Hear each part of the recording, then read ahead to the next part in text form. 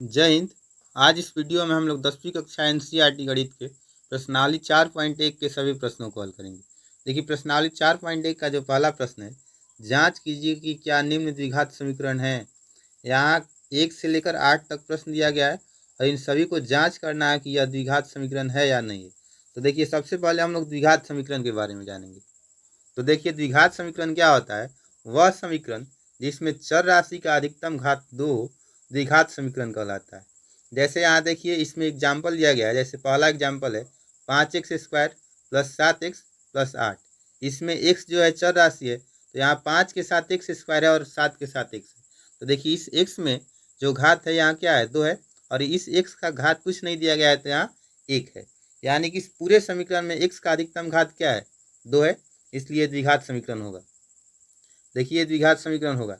दूसरा भी क्या है, यहाँ x² माइनस 6x बराबर 0 है। यहाँ भी इस x का घात 1 है और इस x का घात क्या है, 2 है। यानी कि पूरे समीकरण में x का अधिकतम घात 2 है, इसलिए ये भी द्विघात समीकरण होगा। अब देखिए, यहाँ तीसरा में भी है 7x² प्लस 10 बराबर 0।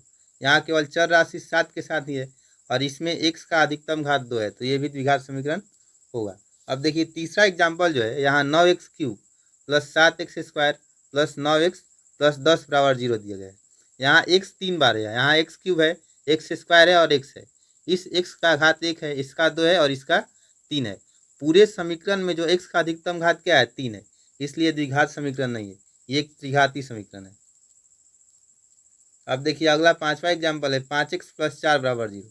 इसमें x जो है 5 के साथ है और इसका अधिकतम घात क्या है, 1 है, तो पूरे समीकरण में जो x का अधिकतम घात 1 होगा, इसलिए ये भी द्विघात समीकरण नहीं होगा, ये रैखिक समीकरण होगा। अब देखिए, हम लोग द्विघात समीकरण के मानक व्यापक रूप के बारे में जानेंगे। तो देखिए, द्विघात समीकरण का जो व्यापक रूप होता है x² plus bx plus c बराबर 0, जहाँ a 0 नहीं हो सकता है। देखिए, a इसलिए 0 नहीं होता है कि अगर a 0 हो जाएगा तो x² वाला ये पूरा पद 0 हो जाएगा, तो बचेगा bx प्लस c, और यह रैखिक समीकरण हो जाएगा, द्विघात समीकरण नहीं होगा। इसीलिए a 0 नहीं हो सकता है, नहीं होता है, और a b और c वास्तविक संख्याएं होती है। अब देखिए, हमारा जो पहला प्रश्न है, पहला का x प्लस 1 का होल स्क्वायर बराबर 2 इंटू x माइनस 3 है। तो इसको सरल करके हम लोगों को पता करना है कि यह द्विघात समीकरण है कि नहीं।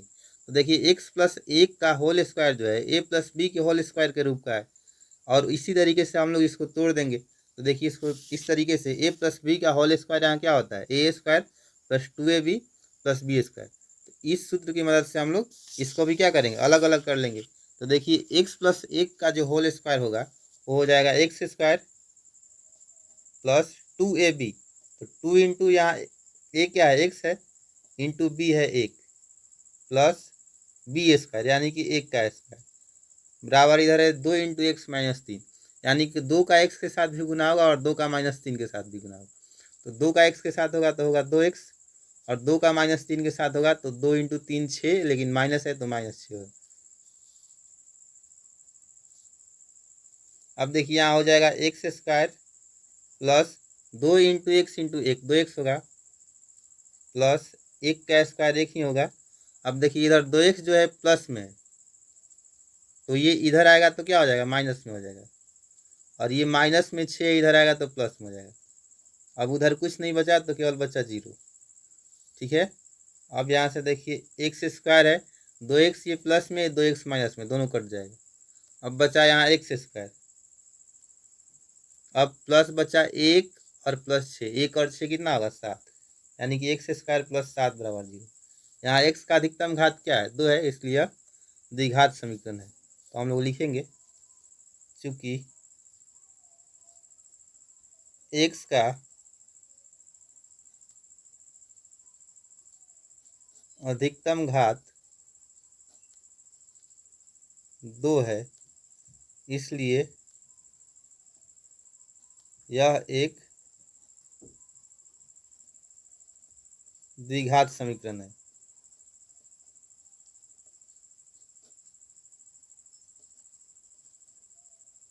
यही हमारा आंसर हो जाएगा। अब हम लोग इसके दूसरे प्रश्न को हल करेंगे। अब देखिए, हमारा जो दूसरा प्रश्न है वो है x² माइनस 2x बराबर -2 इंटू 3 माइनस 6।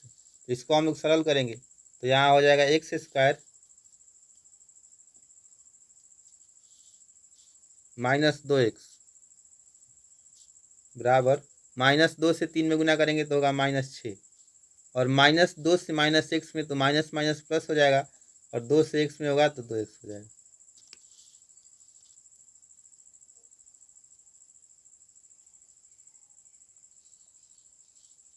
तो देखिए यहाँ हो जाएगा x² माइनस 2x है, तो x² माइनस 2x, इधर 6 माइनस में इधर आएगा तो प्लस में हो जाएगा, +6, यहाँ 2x प्लस में इधर आएगा तो माइनस 2x बराबर उधर 0 बचेगा।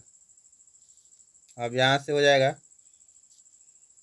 x² माइनस 2x और -2x -4x हो जाएगा, +6 बराबर 0। यहाँ भी देखिए x यहाँ 4 के साथ है, इसका घात 1 है और इस x का घात 2 है, यानी पूरे समीकरण में जो x का अधिकतम घात क्या है 2 है, इसलिए अभी द्विघात समीकरण होगा। तो हम लोग लिखेंगे चूंकि x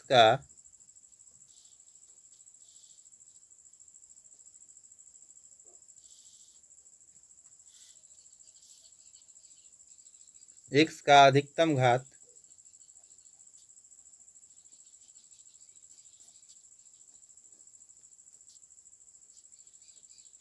2 है, इसलिए यह एक द्विघात समीकरण है।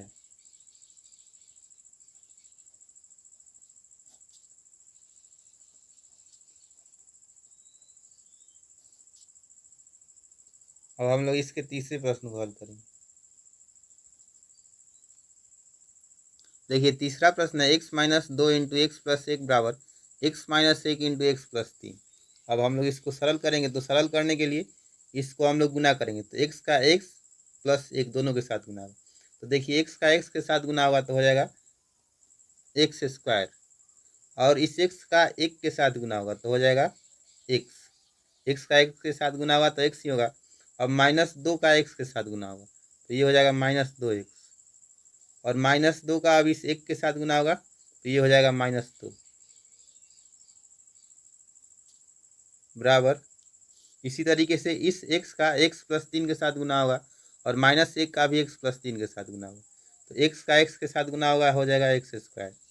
अब x का 3 के साथ गुना होगा ये हो जाएगा 3x, -1 का x के साथ गुना होगा ये होगा -x, और -1 का 3 के साथ गुना होगा तो ये हो जाएगा -3। अब देखिए x² बराबर के इस साइड में प्लस में है और उस साइड में भी प्लस में है, तो दोनों का साइन क्या है समान है, ये भी प्लस में ये भी प्लस में, और ये x² दोनों बराबर, तो बराबर जो है तो वो कट जाता है। अब देखिए क्या हो जाएगा, यहाँ x -2x है तो यहाँ -x बचेगा, क्योंकि x छोटा है -2x बड़ा है, और यहाँ माइनस का चिन्ह है तो माइनस वाला चिन्ह रह जाएगा, -2 बराबर यहाँ 3x माइनस x तो हो जाएगा 2x, और 2x प्लस में होगा क्योंकि 3x -x से बड़ा है, तो यहाँ से 3x में से x घटाएंगे 2x बचेगा, इस साइड प्लस में रहेगा, लेकिन बराबर के अभी हम लोग उसको उसी साइड छोड़ देते हैं। देखिए 2x -3 हो जाएगा। अब यहाँ से हो जाएगा -x, यहाँ 2x क्या है प्लस में, इधर आएगा माइनस में, अब यहाँ बचा -2, 3 इधर माइनस में इधर आएगा तो प्लस में हो जाएगा, बराबर 0 होगा। अब देखिए यहाँ बचा -x और -2x, -3x हो जाएगा, और -2 + 1 + 3 तो ये हो जाएगा +1 बराबर 0। यहाँ देखिए चर का अधिकतम घात क्या है, यहाँ चर जो है x है, इसका अधिकतम घात 1 है, तो ये द्विघात समीकरण नहीं होगा। तो हम लोग लिखेंगे चूंकि चर का अधिकतम घात 1 है, इसलिए यह द्विघात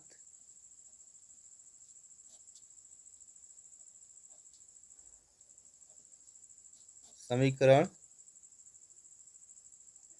नहीं है। यही हमारा आंसर होगा, यह एक रैखिक समीकरण, क्योंकि चर का अधिकतम घात क्या है 1। देखिए हमारा अगला प्रश्न है x-3 इंटू 2x + 1 बराबर x इंटू एक्स प्लस 5। तो अब हम x का 2x + 1 के साथ गुना करेंगे, तो x इंटू 2x तो हो जाएगा 2 एक्स स्क्वायर। अब यहाँ बचा एक्स प्लस 1 के साथ गुना होगा तो ये हो जाएगा एक्स। अब देखिए -3 का 2x के साथ गुना होगा तो ये हो जाएगा -6x। अब बच्चा -3 का 1 के साथ गुना होगा ये हो जाएगा -3 बराबर यहाँ x का x के साथ गुना होगा ये हो जाएगा एक्स स्क्वायर और x का 5 के साथ तो ये हो जाएगा 5x। अब देखिए 2x स्क्वायर, यहाँ एक्स स्क्वायर प्लस में इधर आएगा तो माइनस में हो जाएगा -x स्क्वायर। यहाँ देखिए प्लस एक्स और -6x ये हो जाएगा -5x। अब इधर 5x क्या है प्लस में, इधर आएगा ये भी हो जाएगा -5x। इधर बचा -3 और इधर अब कुछ नहीं बचा तो 0 हो जाएगा। यहाँ से हो जाएगा 2x स्क्वायर में से एक्स स्क्वायर घटेगा तो यहाँ हो जाएगा x square -5x -5x -10x और -3 0। अब देखिए यहाँ भी जो x का अधिकतम घात क्या है 2 है, यहाँ जो x है इसका घात 1 है तो यह एक द्विघात समीकरण होगा। तो लिखेंगे चूंकि x का अधिकतम घात 2 है इसलिए यह एक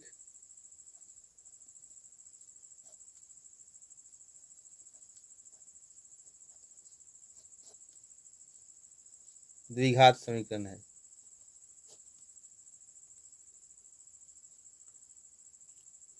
अब देखिए हमारा अगला प्रश्न है 2x - 1 इंटू x - 3 बराबर x + 5 इंटू x - 1। तो इसको हम लोग सरल करेंगे और चेक करेंगे द्विघात समीकरण है कि नहीं है। तो देखिए 2x का इस x के साथ गुना होगा तो हो जाएगा 2x स्क्वायर, इसी 2x का -3 के साथ गुना होगा तो यहाँ हो जाएगा -2 से 3 में होगा 6 और x। अब देखिए -1 का x के साथ गुना होगा तो ये हो जाएगा -x और -1 का -3 के साथ गुना होगा तो माइनस माइनस प्लस हो जाएगा और 1 का 3 के साथ 3 हो जाएगा। इसी तरीके से इस x का x - 1 दोनों के साथ गुना होगा तो x का x के साथ होगा तो हो जाएगा एक्स स्क्वायर और x का -1 के साथ होगा तो होगा -x। अब देखिए 5 का x के साथ होगा ये हो जाएगा 5x + 5x, प्लस में तो +5x और +5 का -1 के साथ गुना होगा तो प्लस इंटू माइनस माइनस होगा और 5 का 1 के साथ गुना होगा तो 5 हो जाएगा। अब यहाँ से देखिए 2x स्क्वायर, यहाँ एक्स स्क्वायर प्लस में इधर आएगा तो माइनस में हो जाएगा। देखिए -6x और -6 ये हो जाएगा -7 और इधर है -x और +5x तो ये हो जाएगा 4x + 4x होगा और +4x इसको हम लोग बराबर के इस साइड लेकर आएंगे तो -4x हो जाएगा।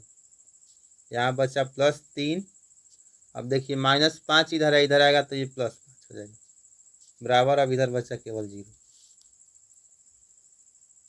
अब देखिए 2x स्क्वायर में से x स्क्वायर घटेगा तो x स्क्वायर आएगा -7x - 4x -11x +3 और +5 +8 0 हो जाएगा।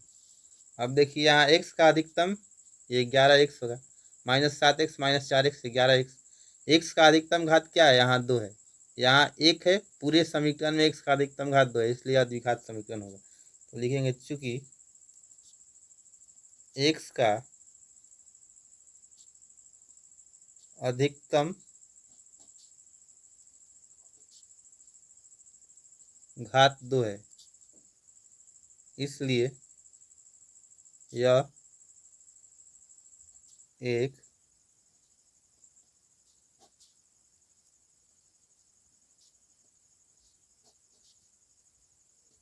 द्विघात समीकरण है। अब देखिए हमारा अगला प्रश्न है x स्क्वायर + 3x + 1 बराबर x - 2 का होल स्क्वायर। तो देखिए यहाँ a - b के होल स्क्वायर के रूप में, तो इसको तोड़ने के लिए हम लोगों को a - b का होल स्क्वायर का सूत्र मालूम होना चाहिए। तो देखिए a - b का होल स्क्वायर जो होता है वो होता है a square - 2ab + b square होता है। तो देखिए इसको हम लोग लिख सकते हैं x स्क्वायर + 3x + 1, इधर तो कुछ नहीं करना है x square plus 3x plus 1 बराबर, यहाँ x माइनस 2 है तो x जो है a है तो a स्क्वायर यानी कि एक्स स्क्वायर माइनस 2ab तो 2 इंटू ए है x इंटू बी है 2 प्लस बी स्क्वायर तो बी यहाँ 2 है तो 2 का स्क्वायर, यहाँ से हो जाएगा। देखिए एक्स स्क्वायर इधर भी प्लस में है और इधर भी प्लस में, दोनों कट जाएगा। इधर बचा 3x प्लस 1 बराबर, इधर 2 इंटू एक्स इंटू 2, 2 इंटू 2 4 हो जाएगा और इंटू एक्स है तो 4x हो जाएगा और माइनस इसमें है तो हो जाएगा माइनस 4x, प्लस में है 2 का स्क्वायर तो 2 का स्क्वायर हो जाएगा 4, यहाँ से हो जाएगा देखिए 3x माइनस 4x इधर आएगा प्लस में हो जाएगा 4x प्लस यहाँ 1 है इधर 4 प्लस में इधर आएगा माइनस में हो जाएगा, यहाँ से 4 और 3 और 4 हो जाएगा 7x प्लस, अब देखिए 1 और माइनस क्या है 4 है तो प्लस 1 और माइनस 4, 4 बड़ा और इसके आगे माइनस का चिन्ह तो ये -3 हो जाएगा। देखिए यहाँ इसको हम लोग लिख सकते हैं 7x प्लस माइनस माइनस होगा 3 बराबर 0। यहाँ x का अधिकतम घात क्या है, यहाँ कुछ नहीं है तो 1 है तो लिखेंगे चूंकि x का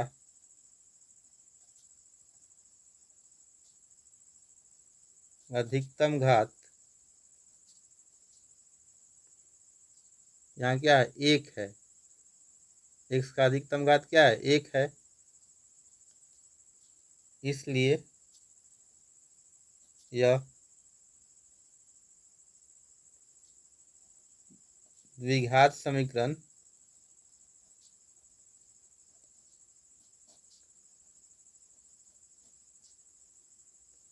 नहीं।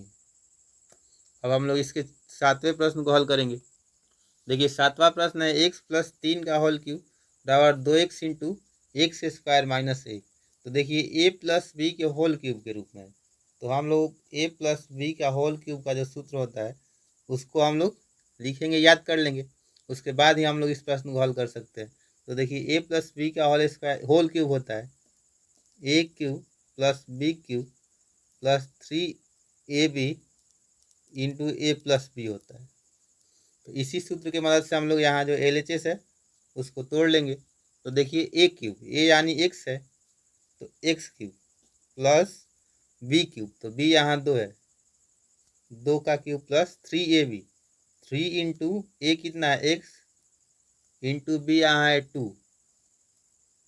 3ab into a plus B तो a क्या है x और प्लस b मतलब कि b है 2 बराबर, इधर देखिए क्या है 2x का एक्स स्क्वायर के साथ गुना होगा तो 2 का x 2 इधर 1 है, 2 का मतलब 2 ही रह जाएगा और x का एक्स स्क्वायर से गुना होगा तो x क्यूब हो जाएगा। अब 2x का -1 के साथ तो -2x हो जाएगा, यहाँ हो जाएगा 2x का क्यूब प्लस 2 का क्यूब, 2 दूनी 4 दूनी 8, 2 को 2 के साथ 3 बार गुना करेंगे 8 हो जाएगा। यहाँ है 3 दूनी 6x, ये क्या है 3 दूनी 6 और x है तो 6x और 6x का x के साथ गुना होगा तो हो जाएगा 6x square plus 6x square और 6x का 2 के साथ गुना होगा तो प्लस 6 दूनी 12x बराबर 2x क्यूब -2x। अब देखिए x क्यूब है, इधर 2x क्यूब प्लस में इधर आएगा तो माइनस में हो जाएगा,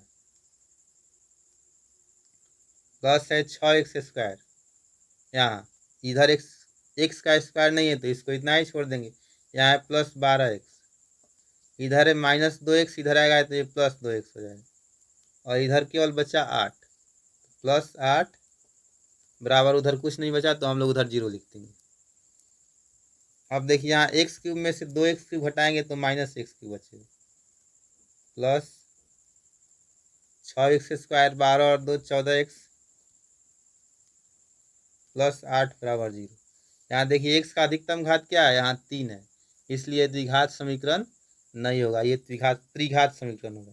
तो लिखेंगे चूंकि x का अधिकतम घात 3 है, इसलिए यह द्विघात समीकरण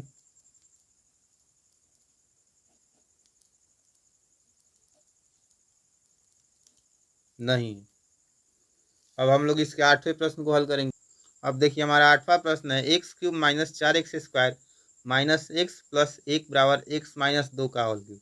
तो देखिए ए माइनस बी के होल क्यूब के रूप का है, तो यहाँ ए माइनस बी का होल क्यूब को हम लोग सूत्र जानेंगे, इसको याद करना होगा। तो देखिए ए माइनस बी का होल क्यूब जो होता है वो होता है A cube minus B cube minus 3ab into A minus B. देखिए ए प्लस बी का होल क्यूब वाला ही यह फॉर्मूला है, जहाँ उसमें प्लस था यहाँ उसमें माइनस आ गया, यहाँ भी माइनस, यहाँ भी माइनस, यहाँ भी माइनस। तो यहाँ से हो जाएगा x cube minus 4x square minus x plus 1 बराबर, या ए माइनस बी का होल क्यूब है तो ए क्यूब यानी कि एक्स का क्यूब माइनस बी क्यूब यानी कि 2 का क्यूब माइनस 3ab, तो 3 इंटू ए है एक्स इंटू बी है 2 इंटू ए माइनस बी, तो ए है एक्स और माइनस बी है 2। तो देखिए हो जाएगा एक्स क्यूब, देखिए इधर भी प्लस में इधर भी प्लस में दोनों कट जाएगा, यहाँ बचा minus 4x square 4x square minus, अब देखिए यहाँ माइनस एक्स है प्लस 1 बराबर, इधर है माइनस 2 का क्यूब, तो 2 दूना 4 दूना 8 हो जाएगा, तो माइनस 8। अब यहाँ से देखिए 3 इंटू एक्स इंटू 2, तो 3 दूनी 6x हो जाएगा, और 6x का x के साथ गुना होगा तो 6x स्क्वायर हो जाएगा, और ये माइनस में था तो हो जाएगा माइनस 6x स्क्वायर। अब देखिए 6x का 2 के साथ गुना होगा तो 12x हो जाएगा, लेकिन यहाँ भी माइनस यहाँ भी माइनस, माइनस माइनस प्लस हो जाएगा, तो यहाँ हो जाएगा 12x, यहाँ बचा माइनस 4x स्क्वायर। अब देखिए 6x स्क्वायर इधर माइनस में इधर आएगा तो प्लस में हो जाएगा, माइनस यहाँ है x, इधर 12x प्लस में इधर आएगा माइनस में हो जाएगा, यहाँ प्लस 1 और यहाँ 8 माइनस में, इसको इस साइड लेके आएंगे तो प्लस में हो जाएगा बराबर 0 हो जाएगा।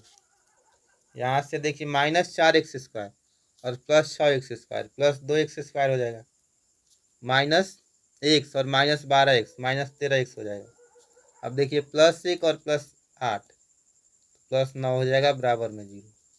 यहाँ भी देखिए x का अधिकतम घात इसमें 2 है, यहाँ 1 है, तो पूरे समीकरण में x का अधिकतम घात 2 है, इसलिए यह एक द्विघात समीकरण है। क्योंकि x का अधिकतम घात 2 है, इसलिए यह एक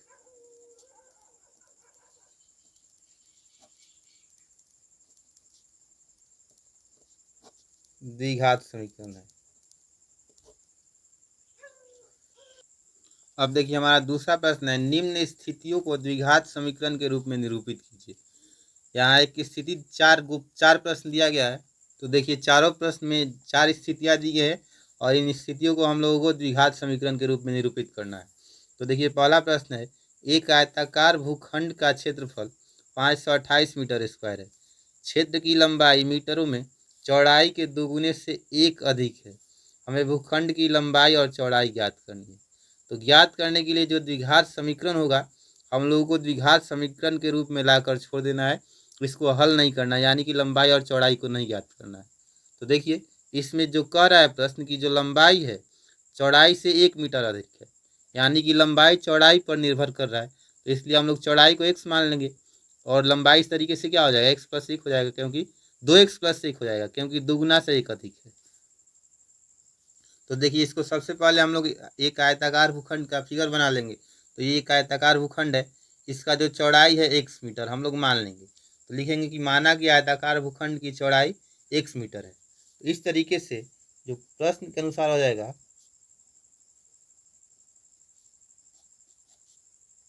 जो लंबाई होगा वो क्या हो जाएगा दुगुना से 1 अधिक। तो देखिए चौड़ाई क्या है x है, तो x का दुगुना क्या हो जाएगा 2x, और इससे एक अधिक यानी कि +1।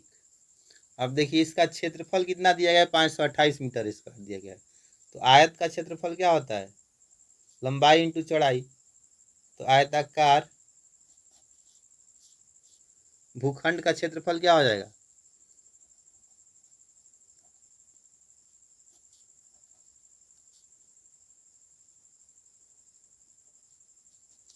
बराबर हो जाएगा लंबाई गुना चौड़ाई। अब देखिए ये बराबर कितना दिया गया है, बराबर दिया गया है लंबाई गुना चौड़ाई दिया गया है 528 मीटर स्क्वायर। तो यहाँ से बराबर हो जाएगा, देखिए लंबाई कितना है 2x+1, 2x+1 इंटू चौड़ाई है x, बराबर है 528 मीटर स्क्वायर। ठीक है, तो यहाँ से देखिए हो जाएगा 2x into x, 2x square हो जाएगा और +1 इंटू एक्स, तो +x होगा। तो देखिए बराबर है 528 मीटर स्क्वायर। यहाँ से हो जाएगा 2x स्क्वायर +x और 528 देखिए उधर क्या है प्लस में, इधर आएगा तो माइनस में हो जाएगा। 528 मीटर स्क्वायर नहीं लिखेंगे, यहाँ सब एक्स स्क्वायर, एक्स से भी चौड़ाई मीटर में नहीं लिखे हैं तो हम लोग इसको मीटर स्क्वायर में नहीं लिखेंगे, बराबर 0। यही हमारा आंसर हो जाएगा। इसको हम लोग को हल नहीं करना था, केवल द्विघात समीकरण के रूप में निरूपित करना है। अब देखिए हमारा अगला प्रश्न है, दो क्रमागत धनात्मक पूर्णांकों का गुणनफल 306 है, हमें पूर्णांकों को ज्ञात करना है। तो देखिए जो धनात्मक पूर्णांक क्रमागत होते हैं, मान लीजिए एक पूर्णांक 12 है तो अगला क्या होगा 13 होगा, तो जो 13 है उस 12 से एक क्या है ज़्यादा है, तो मतलब क्रमागत पूर्णांक निकालने के लिए पिछले वाले में हम लोग एक जोड़ लेते हैं। तो इस तरीके से हम लोग मानेंगे इसमें। तो देखिए जो पहला धनात्मक पूर्णांक है, प्रथम धनात्मक पूर्णांक, उसको हम लोग x मान लेंगे, इसलिए द्वितीय धनात्मक पूर्णांक हो जाएगा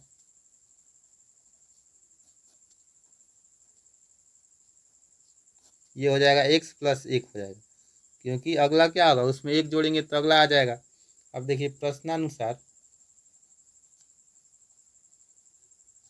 के अनुसार क्या कर रहा है कि जो दोनों का गुणनफल है वो, यहाँ दोनों का गुणनफल दे रहा है 306 है, यानी कि x इंटू x+1 बराबर 306 होगा।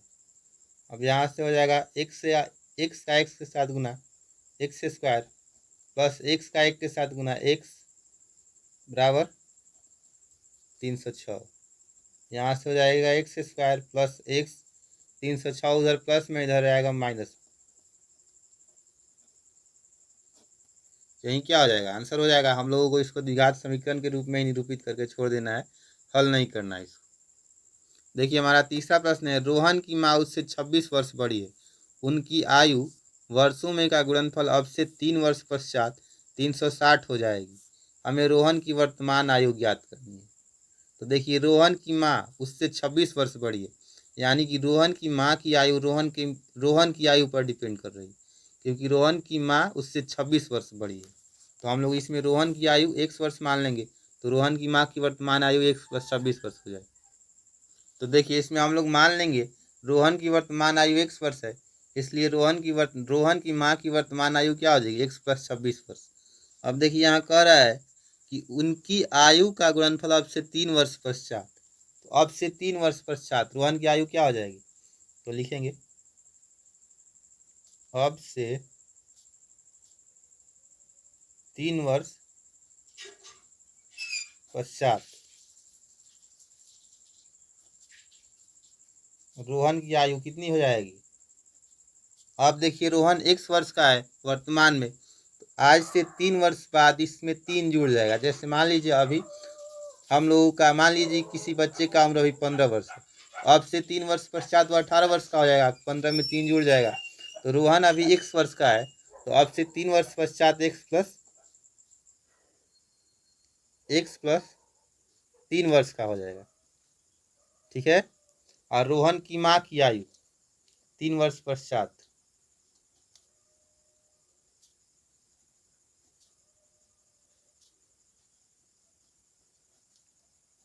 तो रोहन की माँ की वर्तमान आयु में 3 जुड़ जाएगा। तो देखिए एक्स प्लस 26 रोहन की माँ की वर्तमान आयु है, तो इसमें 3 हम लोग जोड़ देंगे, तो 3 वर्ष पश्चात रोहन की माँ का आयु हो जाएगा, तो हो जाएगा एक्स प्लस 29 वर्ष। अब देखिए प्रश्न में कह रहा है कि 3 वर्ष पश्चात की उम्र का गुणनफल 360 हो जाएगा। ये हो जाएगा प्रश्नानुसार। तो देखिए एक्स प्लस 3 यानी कि रोहन का आयु और इसकी माँ का आयु है एक्स प्लस 29, इसका गुणनफल है 360। तो देखिए x plus 3 into x plus 29 बराबर 360 है। अब इसको हम लोग गुना कर देंगे, तो एक्स का एक्स के साथ एक्स स्क्वायर, एक्स का 29 के साथ हो जाएगा 29x प्लस 3 का एक्स के साथ 3x प्लस 3 का 29 के साथ होगा, तो 3×9=27 हासिल होगा 2, 3×2 6 और 6 और 2 हासिल था 8 हो जाएगा, बराबर 360 है। यहाँ से हो जाएगा एक्स स्क्वायर प्लस 29 और 3 32x प्लस 87 माइनस इधर 360 प्लस में इधर आएगा तो माइनस 360 बराबर 0 हो जाएगा। एक्स स्क्वायर प्लस 32x, अब देखिए प्लस 87 है माइनस 360 है, 360 बड़ा है उसके आगे माइनस का चिन्ह है, तो माइनस में होगा और 360 में से 87 घटाएंगे, तो 10 में से 7 गया 3, ये हो जाएगा 5, तो 15 में से 8 जाएगा, हो जाएगा 7, ये हो जाएगा 2, यानी कि 273 बराबर 0 हो जाएगा। तो यही जो द्विघात समीकरण का निरूपण होगा इस शर्त से होगा x square plus 32x minus 273 बराबर 0। अब देखिए हमारा अगला प्रश्न और अंतिम प्रश्न है, एक रेलगाड़ी 480 किलोमीटर की दूरी समान चाल से तय करती है। यदि इसकी चाल 8 किलोमीटर पर आवर कम होती तो वह उसी दूरी को तय करने में 3 घंटे अधिक लेती। हमें रेलगाड़ी की चाल याद करनी है। तो देखिए दूरी कितना दिया गया 480 किलोमीटर, यह समान चाल से तय करती है। तो देखिए दूरी कितना दिया गया 480 किलोमीटर और हम लोग रेलगाड़ी की समान चाल मान लेंगे 1 किलोमीटर प्रति घंटा। तो लिखेंगे माना कि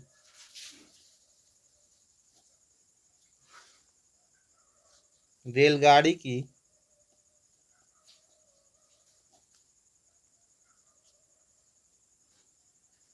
समान चाल बराबर 1 किलोमीटर पर आवर। अब देखिए यहाँ समय बराबर क्या होता है, दूरी बटा में चाल होता है। तो देखिए अगर इस समान चाल से रेलगाड़ी चलेगी तो यहाँ तय करने में, इस दूरी को तय करने में लगा समय, तो t1 बराबर हो जाएगा दूरी बटा चाल, तो 480 बटा में चाल है x, ये क्या हो जाएगा x आवर, इतना घंटा हो जाएगा। अब देखिए इस प्रश्न में कह रहा है कि यदि इसकी चाल 8 किलोमीटर पर आवर कम होती तो वह उसी दूरी को तय करने में 3 घंटे अधिक लेती। तो देखिए यहाँ हो जाएगा 8 किलोमीटर पर आवर चाल कम होने पर नया चाल क्या हो जाएगा, नया चाल हो जाएगा। देखिए पहले जो नियत चाल है 1 किलोमीटर पर आवर है और 8 किलोमीटर पर आवर अगर कम हो जाता है तो x माइनस 8 हो जाएगा किलोमीटर पर आवर। अब यहाँ समय क्या हो जाएगा, दूरी t2, अगर इस चाल से गाड़ी चलेगी तो दूरी तो वही रहेगा 480 बटा में समय t2 बराबर क्या हो जाएगा, दूरी बटा चाल, तो चाल हो गया है x माइनस 8। अब देखिए इस प्रश्न में कह रहा है यदि इसकी चाल इतना किलोमीटर पर आवर कम होती तो वह उसी दूरी को तय करने में 3 घंटे अधिक लेती, यानी कि जो समय t2 है यह t1 से 3 घंटा अधिक है। क्योंकि इसमें चाल कम है तो समय ज़्यादा लगेगा। तो देखिए यहाँ से हो जाएगा, T2 माइनस T1 बराबर 3। यहाँ प्रश्न से हो जाएगा, प्रश्नानुसार T2 माइनस T1 बराबर क्या हो जाएगा 3। तो T2 देखिए 480 बटा एक्स माइनस 60 माइनस T1 है 480 बटा एक्स बराबर हो जाएगा 3। यहाँ से देखिए हो जाएगा एक्स माइनस 60 इंटू एक्स है, इसका एलसीएम हो जाएगा एक्स माइनस 60 इंटू एक्स। अब 480 का इस एक्स के साथ गुना हो जाएगा तो हो जाएगा 480 एक्स माइनस इस 480 का एक्स माइनस 60 के साथ गुना होगा तो हो जाएगा एक्स माइनस 60 इंटू 480 बराबर इधर है 3। तो देखिए यहाँ हो जाएगा 480, देखिए यहाँ है माइनस, अब देखिए एक्स इंटू 480, ये 480 एक्स है, एक्स इंटू 480 और ये माइनस है तो ये हो जाएगा माइनस 480 एक्स। अब देखिए माइनस 8 इंटू 480 और ये माइनस के साथ माइनस माइनस प्लस हो जाएगा तो प्लस 8 इंटू 480, ये प्लस में हो जाएगा तो ये हो जाएगा 8 से 0 में 0, 8 से 8 अट्ठाई 64, 8 चौके 32 और 6 38 हो जाएगा, बटा है इधर x into x x square हो जाएगा और माइनस 8 एक्स बराबर है 3। यहाँ से हो जाएगा 480 एक्स प्लस में और 480 एक्स माइनस में, दोनों कट जाएगा, ये बचा 3840 बराबर। अब देखिए इसका इसके साथ तिर्यक गुना होगा, बटा में इसके कुछ नहीं है तो एक है, एक का इसके साथ 3840 के साथ गुना होगा, 3840 ही रह जाएगा। ये है एक्स स्क्वायर का 3 के साथ तो 3 एक्स स्क्वायर हो जाएगा, माइनस 8 का 3 के साथ माइनस 8 एक्स का तो माइनस 24 एक्स हो जाएगा। अब देखिए यहाँ से हो जाएगा एक्स से 3 x square minus 24 x, 3 x square minus 24 x. अब देखिए इधर क्या है, ये प्लस में है, इधर आएगा तो माइनस में हो जाएगा, माइनस 3840 बराबर इधर 0 है, ये 0 हो जाएगा, यही हमारा क्या हो जाएगा 24 एक्स था, ये 24 एक्स माइनस 3840 बराबर 0, यही हमारा आंसर हो जाएगा। इस प्रश्नावली के सभी प्रश्नों को हम लोगों ने बहुत ही आसान तरीके से हल कर लिया है। अब हम लोग मिलेंगे अगले वीडियो में, तब तक के लिए जय हिंद।